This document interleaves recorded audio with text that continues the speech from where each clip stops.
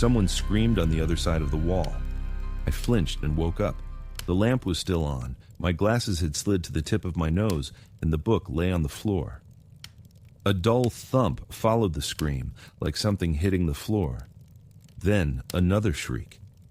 In the corner by the window, hunched into an impossible knot under the sheer curtains, sat the leech. "You bugging that old drunk again?" I asked, sitting up in bed and trying to figure out what time it was.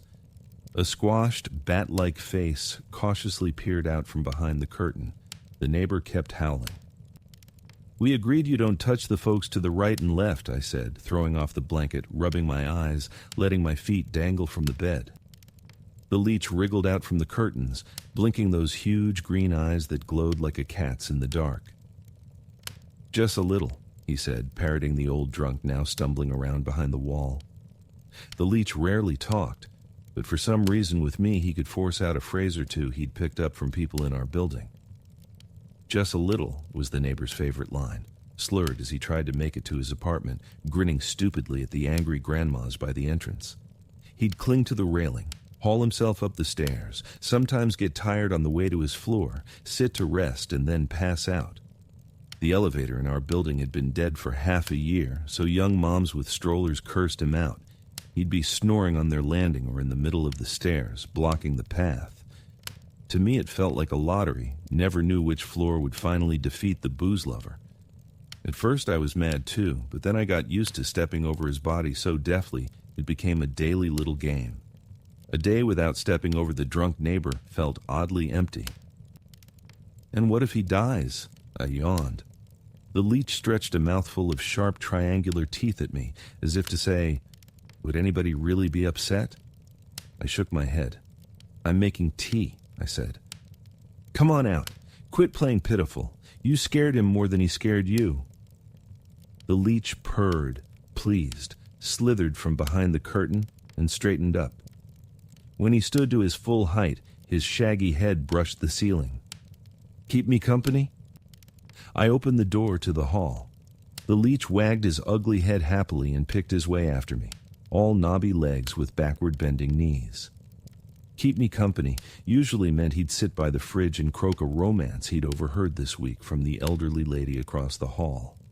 She couldn't see him, which was good, but whenever we met at the mailboxes, she'd complain about strange noises in her place. The leech visited her only to listen to the radio everyone else in the building had thrown out ages ago. For some reason, he loved old songs and could hum them for hours at my kitchen table. It used to drive me nuts. I work from home, and that kind of soundtrack doesn't help with concentration. Eventually, I learned to tune it out. I don't know why he comes to me. Maybe he likes that he isn't invisible to me, like he is to most people. He shows up regularly at night. That's why he's the leech. And since he found a new pastime in the wasted neighbor beyond my wall, he might show up more often. "In the mornings, for soon," the leech rumbled, watching with interest. I scratched my head. The only thing the fridge didn't have was a mouse hanging itself. "Don't tell me it's going to be the same crap as last time," I grimaced. The leech shrugged in a very human way. Maybe he had been human once, even lived in one of these apartments, but I'll never know. He said he barely remembered how he'd ended up in the building. It might be someone forced him to appear and stay. "Funerals are rare," the leech said, digging a hooked finger into something that vaguely resembled a nose on his face. "Can't miss an event like that." I turned off the burner and shuffled to the entryway. "I'll hit the store and be right back." "If you want, wait for me," I said, pulling on my boots. A low, drawn-out answered me. Funerals aren't great to begin with. In our building, they're worse. As soon as a body appears in one of the apartments, every entity that lives here gathers on the landing by the window on the third floor. There aren't many easy to count on one hand, and I've long since gotten used to them.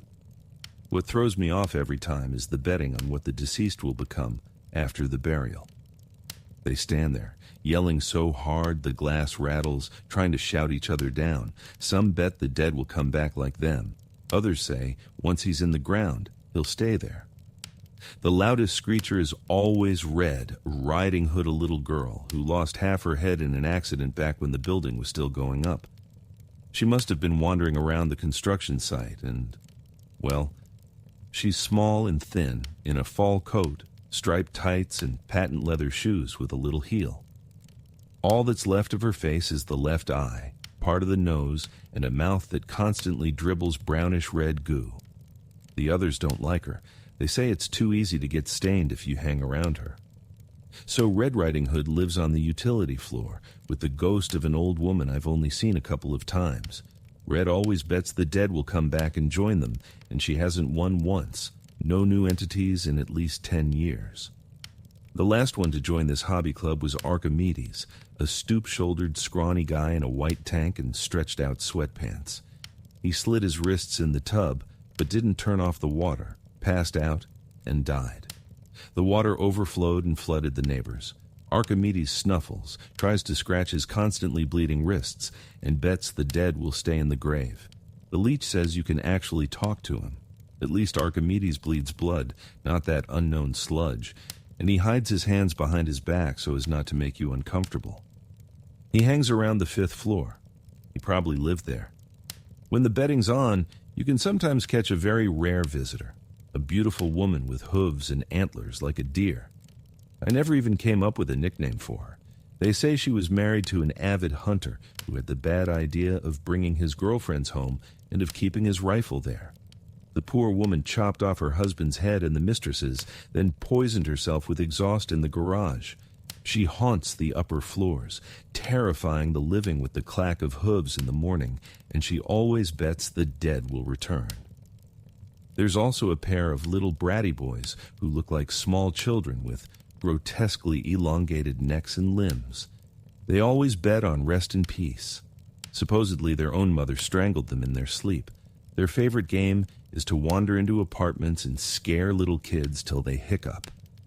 They used to drop by my place too, but I told them I'd call a priest if they loitered here without a reason. As soon as they heard priest, they didn't dare poke their noses into my place again. Everyone remembered too well the blessing of the 6th floor apartment. The entity there tore through the floors for an hour, screaming from an indescribable pain nothing could stop.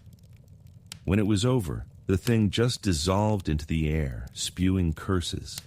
The leech said all the invisibles here value their afterlife too much to risk bringing in a white-bearded man with a cross. He also bet the dead would return. I don't know what they actually wager on, but after the funeral, it's easy to spot the winner by the wide grin and the sparkle in their eyes. I pulled on a beanie and wound a scarf around my neck, reached into the closet for my jacket, and found Archimedes' gloomy face sticking out of the wall. "What do you want?" I drawled. He looked at me darkly. "You going to the store?" "Yeah," I took the jacket and checked for my wallet. "Buy some cat food or something," Archimedes said. "There's a cat by the entrance. Been there a while. Hungry, maybe." "Okay," I grunted. "Now beat it, will you?" The head vanished. The moment I stepped outside, a calico puffball flung itself at my feet. "Hey there," I told the cat. She rubbed against my jeans, purring loudly. A small van was parked by the door, and a heavy-set man was lifting boxes out of it. "Good evening," he said, smiling. He set a box down on the asphalt and held out his hand. I shook it. "Evening. I'm your new neighbor," he announced proudly. "Not the kind of neighborhood you brag about moving into." "Congrats," I nodded, forcing a smile. I didn't feel like talking. His smile was too wide. Maybe that's on me, though. Maybe he's fine. Food doesn't buy itself, nor does cat food, so after an awkward pause and an even more awkward goodbye, I headed toward the 24-hour store, thinking it was a bit late for moving. On my way back, the cat was gone. I clicked my tongue, annoyed, and climbed to my floor, passing the mailboxes where Red Riding Hood was choking on hysterics. She does that, sits there bawling, shredding her throat, then suddenly skips up and down the stairs like nothing happened. I don't pay attention anymore. The leech wasn't in the kitchen, nor was Archimedes' head in the closet, which, frankly, was a relief. It's rare to get an evening when the entities scatter to their own business and stay out of my apartment. I still don't see what they find so delightful about talking to me, if you can call it that. Like, I'm at the laptop working on a project. There's something rustling in the corner. I ask who's here. If it's the leech, he can keep rummaging like, I said. He's quiet. Archimedes isn't chatty either, though sometimes something comes over him and he'll mutter for hours about things only he understands. That's pretty much all our communication. I turned the burner back on under the kettle and took a few packs of instant noodles out of the shopping bag. While I was hauling out cans of cola, someone upstairs was sliding furniture around, boxes thumping. I could hear the new neighbors murmuring to each other. I didn't even know the apartment above had been sold. I turned on the little TV, evening news. A sound cut in, something that didn't belong under the whistle of the boiling kettle. I twisted the knob to make the kettle shut up faster. The sound didn't stop. It was like something with long claws was scraping the ceiling, trying to claw its way into my place. I frowned and stood still, listening. The scratch skittered across the ceiling, as if whatever was scraping was testing for the weakest spot to punch through. Then, the new neighbors cranked their TV and drowned it out. I exhaled in relief. Strange thing entities roaming the building don't rattle me, but one weird sound made my body coil like a spring about to snap. It was probably just the neighbors testing the floorboards. That's all. After a simple dinner noodles with sliced hot dogs, I went to the living room where my work laptop lives. I wasn't sleepy at all. I'd napped fine in the afternoon, but I couldn't work either because the lanky-necked brats were sitting in the corner. We had a deal, guys. I sighed. They stared at me with eyes like black coals. How about you don't distract me and just go haunt wherever you usually haunt, I said, sitting down. The brats pursed their lips and hunched their necks into their shoulders, almost in sync. What's with you? I said, putting on my glasses. It's walking out there, one of them said, pointing an unnaturally long arm toward the front door. Looking. Who? One boy stared at me, pressed up against his brother. Angry. So angry it turned black with anger. I felt a little uneasy. A ringing silence hung in the air. Then it broke, the same scratching I'd heard in the kitchen. The boys tilted their heads up at the ceiling. What are you two afraid of? And why'd you come to me? The sound needled my nerves. The brats didn't answer. Fine. Sit here if you want, I said, taking out my headphones. They kept staring at the ceiling, but then their heads turned toward the window. My heart dropped to my shoes. I jumped up, yanked the curtains shut. It's one thing to deal with entities you already know. They're mostly harmless if your nerves aren't shot. The sound tapped along the outside of the glass, paused. Then it moved to the wall. The lights went out and came back on. I looked up at the ceiling. The sound rustled right behind the boys' heads. They didn't have time to run. Two long black arms with hooked claws pushed out of the wall, grabbed them by the necks and yanked them in, their shrieks slicing the air. I staggered back. The screaming lasted a few more seconds, then cut off. It got as quiet as a summer noon, right before a wall of rain smashes down on hot asphalt. Drums pounded in my ears. My heart threatened to jump out of my chest. What the hell? I whispered, knees like rubber as I sank into the chair. The cushion, usually soft, felt full of needles. The light flickered. The wall where the boys had been sitting bulged, and an ugly, elongated muzzle with a gaping mouth slid out inside it. One of the brats' faces stared at me. The muzzle croaked a laugh and swallowed the face. Eyes like twin burning suns looked through me. After the muzzle came a long neck, then massive shoulders with those same hands that had dragged the boys away. I swallowed with difficulty, pressing myself into the chair. My tongue stuck to the roof of my mouth. The thing stepped fully out of the wall, sauntered across the rug, and vanished into the hall with a twitch of a whip-like tail tipped with a tassel. It moved slowly now, rolling from foot to foot as if each step took effort. Despite the scrawny frame, it felt like it weighed a ton, though moments ago it had been fast and nimble.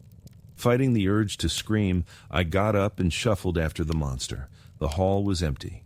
I leaned on the wall and exhaled, so either it didn't notice I could see it, or it didn't consider me any kind of threat. I threw a jacket over my shoulders, jammed on my boots, and bolted into the stairwell. No one on the landing, just the lights humming overhead.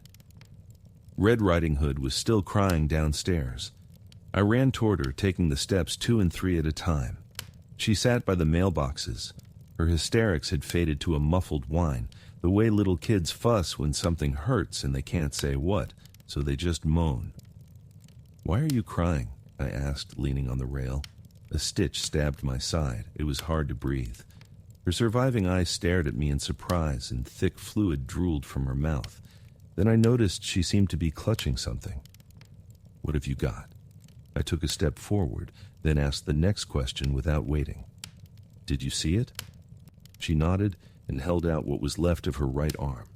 Dark red vapor seemed to waft from the torn stump. "It wanted to eat the cat," she said, wiping her chin.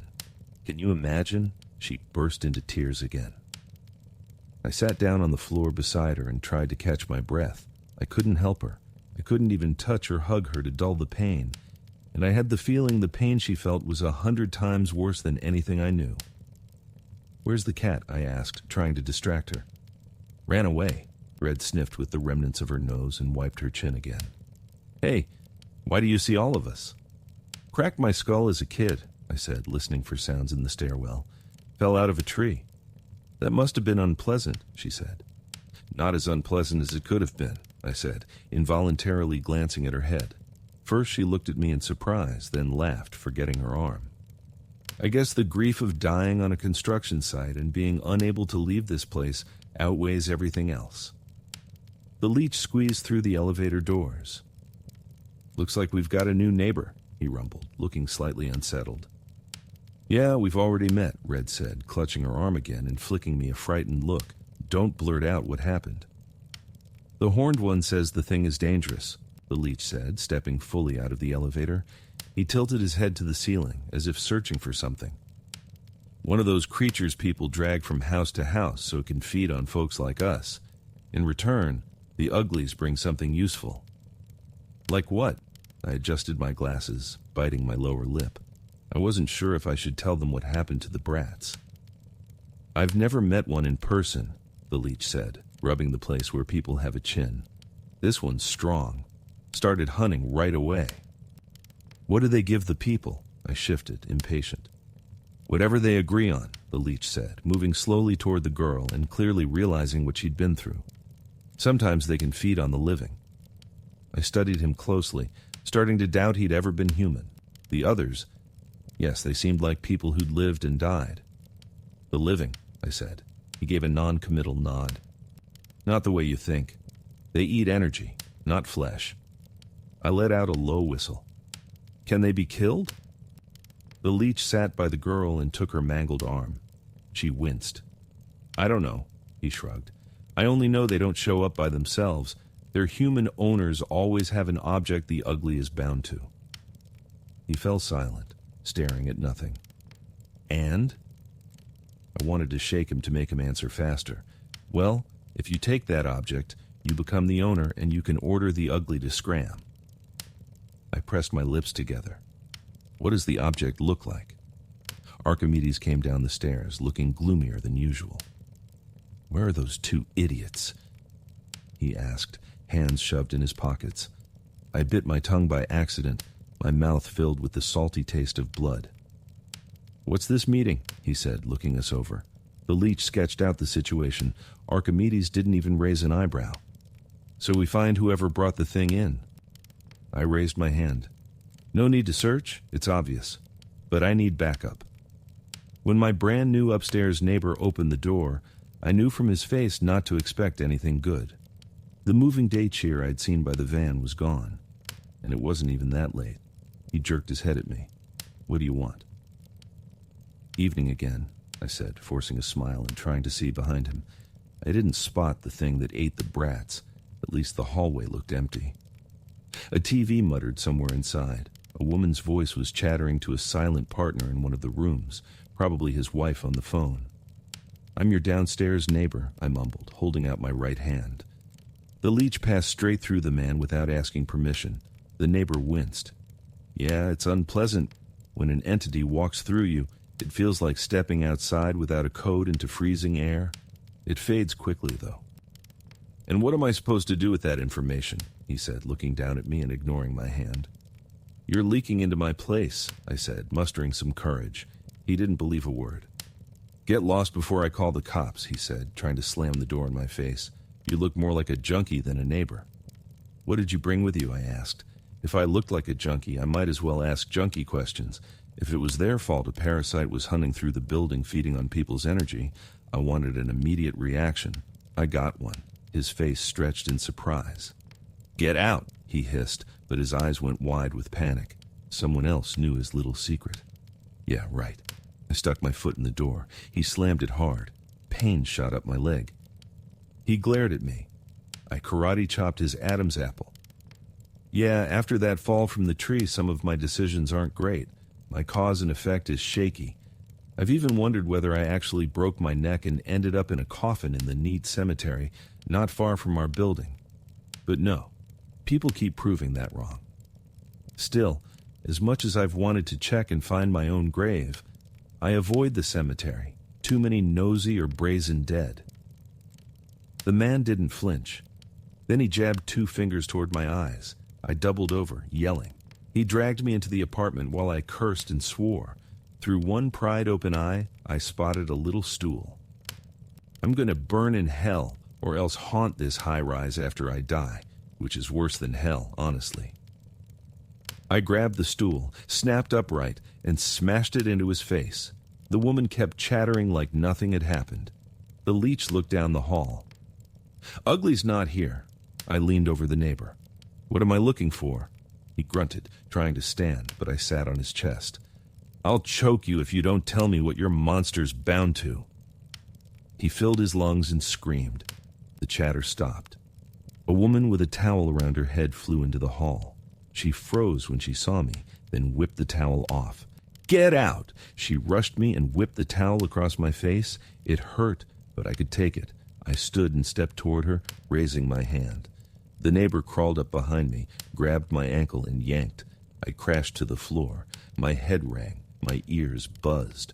The woman bent over me. I grabbed her hair and slammed her head against the wall. She fell, wailing. I turned back to the man. Just tell me what to look for and I'll leave. He spat in my face. I slapped him. Pretending my palm didn't sting like fire, I asked again, what am I looking for? Found it. The leech's low voice came from the bedroom at the end of the hall. I leaped up and sprinted toward it when the thing that had swallowed the brats materialized in front of me. Eyes blazing with evil fire stared straight into mine. It raised a clawed hand to my throat and closed its fingers. I didn't feel its touch, but a whirlpool of memories exploded in my head. My fall from the tree flickered past 100 times. My knees buckled and I nearly went down, held up by some unseen force. Images kept flashing. I'm standing surrounded by classmates. They take turns pelting me with pebbles, spitting and aiming for my hair. I hear them laughing and calling me a lunatic, a sick idiot. I cry and beg them to stop. Back then, my grandma came to get me. Here, in the hall, the laughter and taunts go on forever. My college groupmates avoid me, so I transfer to distance learning. Then, it's co-workers' turn to whisper that I'm weird, and I scramble to find remote work. For a while, I don't go out at all, don't talk to my family. To them, I'm a burden, the slow kid who kept seeing dead people and awful things scratching in the corners at night. But the building I moved into was inhabited not just by the living, there were the same entities placing bets whenever someone had a funeral. The funny part is, failing with the living, I learned it's easiest to find common ground with the dead and with those that occasionally scratch in the corners. The parasite's touch began to burn. It hurt. Something fell at my feet with a dull clack. The parasite saw it too, a large old hairpin set with amber. A note was tied to it with twine. The neighbors stared in terror at the one who'd come with me. They could see him. The leech walked up behind the parasite, took it by the head, and wrenched it back. The parasite struggled. Useless. I tore free, bent down, and picked up the hairpin. The neighbor crawled toward me, and his woman too. Then something weird happened. The hallway seemed to stretch, and it would take them forever to reach me. I untied the twine and unrolled the paper. I stand in the dark, and I speak to you, I read aloud. The parasite twitched, froze, dropped to all fours, and crept toward me. I seek your strength and your cunning, I went on, tears running down my cheeks. Come and take into the dark all who are my enemies and yours. The parasite closed its eyes and made a wet, bubbling sound. The leech watched me calmly, glancing down at the thing stretched at my feet. You, the one more terrible and more sly than the night and all her children, here is my hand, I said. I wiped my face with my sleeve, but the tears wouldn't stop. Suddenly I was afraid. I will give you my name. You will give me yours. Ice clamped around my insides. I stand in the dark, and the dark in me speaks to you. Take it. The parasite sprang up. Its arm sank to the elbow into my chest. My heart seemed to stop. The last thing I saw before blacking out was the amber shine of the monster's eyes. The neighbors moved out the very next day. I heard them rushing back and forth, packing in a panic. The leech sat in his usual spot by the fridge. No romance today. He just stared at me, unblinking. You should have said right away the brats got eaten, he drawled. I speared a piece of cheese that hadn't quite melted over the pasta I'd nuked. I couldn't somehow. I frowned and sighed. After last night, food wouldn't go down. I'd ordered the parasite to get the hell out of the building and feed on someone else. Anyone, not under my roof. The leech propped his head on his hand and sighed mournfully. So when's the funeral? I asked, looking at his ears ragged, like he'd been in more than one fight. Soon, he said, staring at the ceiling. Who are they burying? You'll see, the leech grinned. Not hard to guess. A drunken song drifted in from the stairwell. The neighbor was hauling himself home, struggling up the steps. Why didn't you tell me you're the same kind of parasite, just one who lost his owner? I said, standing up and dumping the plate into the trash. The leech shrugged. You could have at least mentioned you can move things, I added, as the plate slid into the sink on its own. That's useful. You could help me clean. The leech launched into a croaky romance about falling roses and dying nightingales.